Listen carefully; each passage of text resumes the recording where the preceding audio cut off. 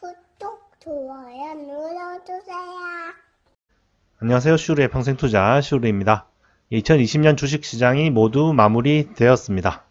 정말 다이나믹했던 주식시장이었는데요. 코로나로 엄청난 폭락도 했었고 또 엄청난 랠리도 나왔죠. 최저점 대비해서 거의 2배가 올랐습니다. 어느덧 코스피 지수가 2900 가까이 왔네요. 수익을 많이 본 분도 계실 거고요. 축하드리고요. 또 손실을 보거나 수익을 별로 못 보신 분들도 아마 계실 것 같아요. 너무 이렇게 자책하기보다는 좀 내 때가 안 온 거라고 생각을 하셔도 될 것 같습니다. 모든 종목이 다 오른 건 아니었거든요. 분명히 괜찮은 종목인데도 안 오른 게 분명히 많이 있었습니다. 그런 분들은 분명히 나의 차례도 언젠가는 올 거기 때문에 내가 분명히 좋은 종목을 선택을 했다면 내 종목도 올라갈 때가 오기 때문에 그걸 기다리시면 될 것 같고요. 물론 뭐 종목 분석을 잘못했다든지 그럴 수도 있겠지만 어쨌든 뭐 모든 주식이 또 오른 건 아니었습니다. 대부분 전체적으로 오르긴 했지만 안 오른 종목도 많이 있긴 하죠.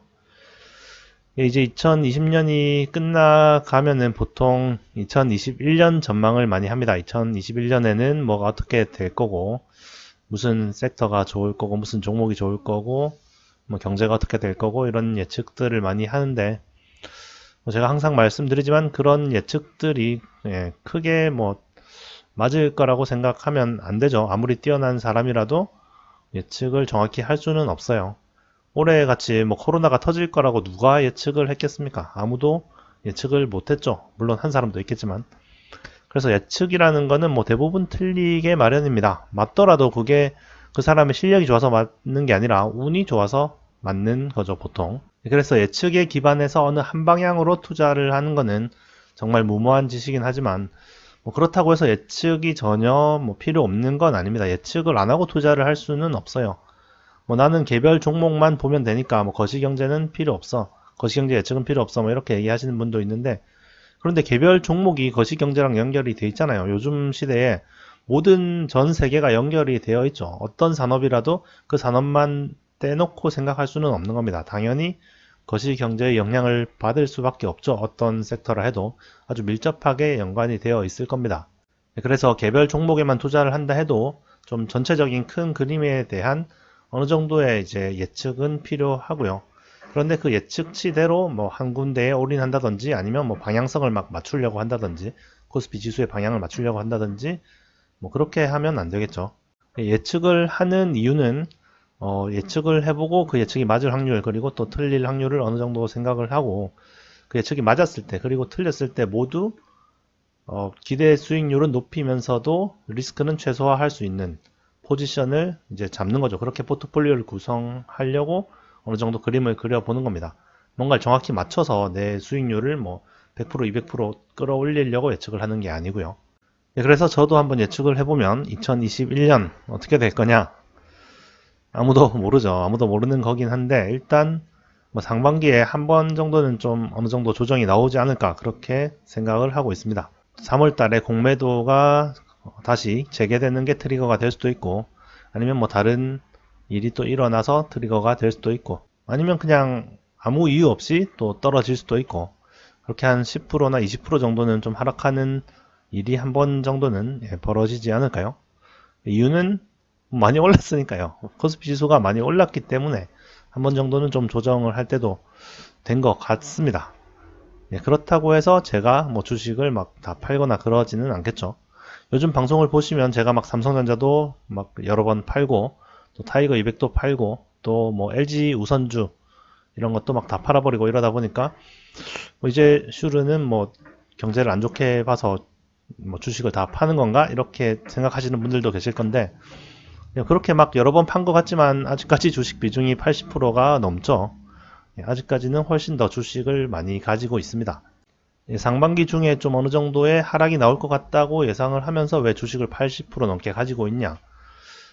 일단은 주식을 가져가는 게 무조건 기본 포지션입니다. 왜냐면 정기적으로 무조건 우상향 하는 게 주식 시장이니까요. 무조건은 아니지만 높은 확률로 우상향 하는 게요. 또 저는 뭐 한국을 믿고 있기 때문에요. 뭐 제 예상대로 지금 상반기에 이제 주식 시장이 뭐 10%, 20% 빠질 수도 있지만 만약에 안 빠졌을 경우에 그냥 계속 올라갈 경우에 내가 만약에 주식을 다 팔아버렸다면 이제 다시 그 시장에 합류하기는 매우 힘들어지는 거죠. 다시 살 수 없겠죠, 솔직히. 내가 주식을 다 팔았는데 갑자기 코스피 지수가 4천 가버렸다. 그럼 어떻게 다시 사겠어요? 아까워서 못 사죠.